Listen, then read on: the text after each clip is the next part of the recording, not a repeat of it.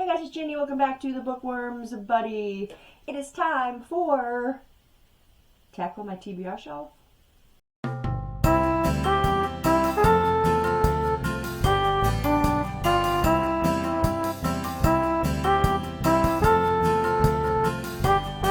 No, I have not tackled my TBR shelf.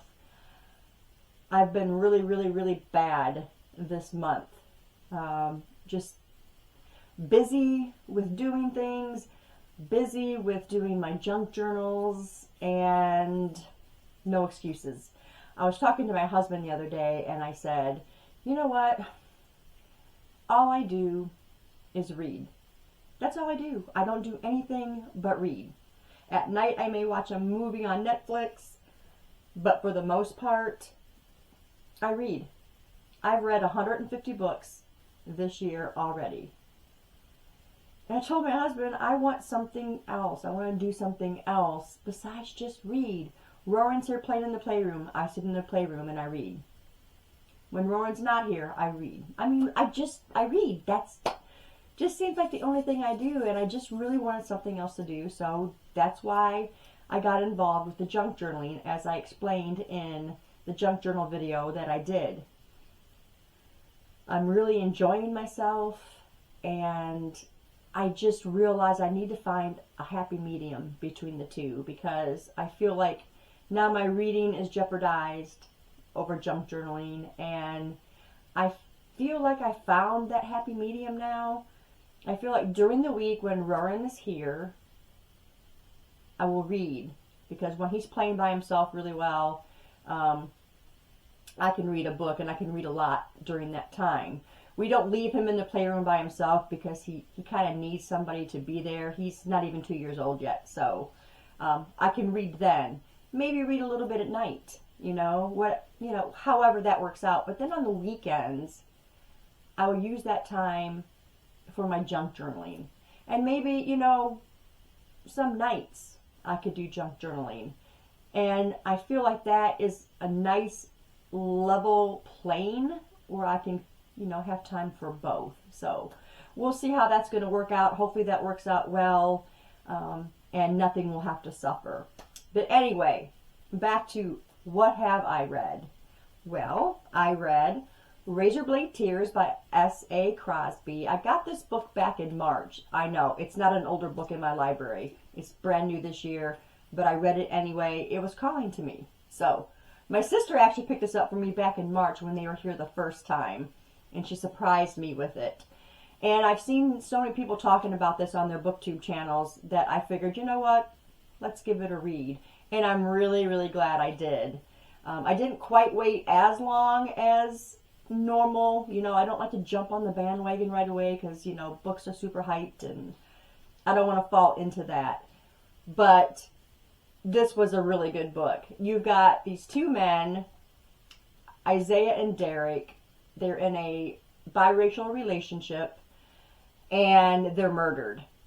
Now, their two fathers didn't really float well with them being gay, also biracial. I mean, they just kind of didn't want to talk about it with their sons, and now they're dead.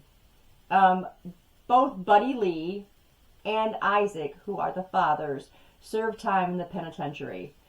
And so they're hard and they're cold and they're, abrasive. But they're guilty as well because they just didn't, care to talk to their sons about, they didn't want to acknowledge their lifestyle. And that brings on the guilt now that they're gone. Isaac is a businessman. He's got his own business when he got out of the state pen, and he's doing pretty well. And then Buddy Lee is just kind of winging it. He lives by himself in just a single trailer. His wife left him for a richer man, and he's just, feels like he doesn't really have anything to live for now. He's just for Buddy now. His son is dead. His wife is gone. What does he have to look forward to? Well, at the funeral, Buddy Lee and Isaac talk. And, over a period of time, they start kind of relying on each other, you know, to be able to talk about their feelings and how they feel all this guilt now and why didn't they listen when their sons were alive. So they decide they want to solve the crime. They want to find out what happened with their sons, who murdered them, and they don't care how or what they have to do to fix it all. And that's pretty much the gist of the story. They're going to go on this rampage and they're going to find out who did what, and they don't care what they got to do. And in this time, they form their own bond, their own relationship, because their sons, you know, both died. They were together. They didn't understand. They feel guilty. So now maybe if they can solve the crime, they can have a little bit of a sense of peace that they figured it out. The police told them, you know, it's a dead end. There's, you know, nothing to go on, no suspects, you know, it's not going to go anywhere. And that just didn't float with Isaac or Buddy Lee. So they take it into their own hands and they're going to solve the crime. I really, really enjoyed both Isaac and Buddy Lee. I loved their characters. They were so real. And it made the story so engaging. Because you can feel for both sides, you know. And I felt like it was very thought-provoking. And it really could open your eyes on a lot of different levels. And I loved it. I was so engrossed, and it was so fluid. Absolutely loved this book. Gave this one 5 stars. If you've not read it, pick it up and read it. Do yourself a favor. I want to read his other books. I think there's one other one, maybe more than that. I haven't really checked into that, but I know there's another book that he wrote. Absolutely loved it, you guys. 5 stars. The other book that I read was My Darling Husband. This is by Kimberly Bell. In this book, this is a thriller. In this book, you've got Cam and Jade. They are a married couple with 2 kids. They're pretty well-to-do, or Jade thinks so. But Cam is struggling. He feels like, you know, he's like right on the edge of losing everything, and he's just, you know, trying to make ends meet. And he's keeping it from Jade pretty much. So there's a huge communication gap there. Like, he doesn't feel like he can tell her, you know. He doesn't want to be like his father, because like his father lost his business and just gave up everything. And it was rough on Cam when he was a child. And he doesn't want these things to happen to his own family. So one day, Jade goes home with her 2 kids, and there is an intruder standing in her garage. And there's nowhere for her to go. He's there. He corrals them into the house, and he's holding them for ransom of a very specific amount of money. You don't know anything about this man in the beginning of the book. Jade starts piecing things together. Cam starts to figure things out. He makes Jade call Cam and explain what is going on and what is going to happen. And that is pretty much like the gist of the story. And I really enjoyed this one. This one's only got like a rating of a 3.67, I want to say, on Goodreads.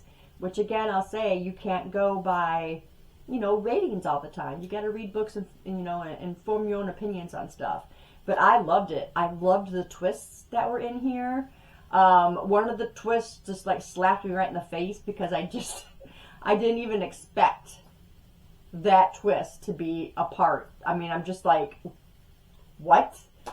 And it was fantastic. The ending just, it came together so well. I loved it. Not really what you would expect for an ending or how it ended, but I liked it nonetheless. It was beautifully written. I definitely want to read more stuff by her. Not exactly what I expected in the story. I didn't expect this story to come from this title of My Darling Husband. So yeah, it was really, really good. Really enjoyed it. 4 stars. Yeah, and I thought, you know, let's look it up. Let's find more books by Kimberly Bell. So yeah, if you like thrillers, this would be a good one. It's really fluid. The story is really fluid, but it's not really fast paced, if that makes any sense. It kind of is a slow burn, kind of, as you're reading it. But it is fluid at the same time. So I hope that makes sense to you guys. But really enjoyed that one. And now currently I am reading Maybe Someday by Colleen Hoover. I wanted something a little more mellow, and I've not gotten very far, maybe chapter 3 or 4. But I will get back into that. Usually a Colleen Hoover book I will read and just soak it up in about 24 hours. And like I said, junk journaling is right there waiting. And I look at the book and I look at that and then I make a decision, and usually it's the junk journaling that I choose. So I have been reading at night before bed, which is how I got 4 chapters read last night. But anyway, that is my TBR shelf, which only one book was on my TBR shelf. The other one was on my Kindle. What can I say? But if you've read any of these books, guys, let me know in the comments below. But that is it for this video. Thanks for staying tuned, and I'll see you in the next one. Bye.